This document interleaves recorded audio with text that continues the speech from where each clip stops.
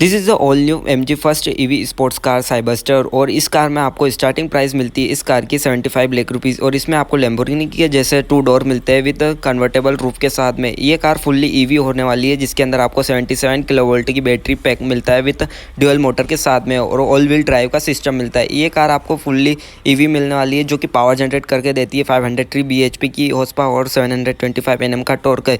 ये car 0 to 100 सिर्फ 3.2 second में अचीव कर लेती है। इसकी टोटल रेंज निकल के आती है 580 किलो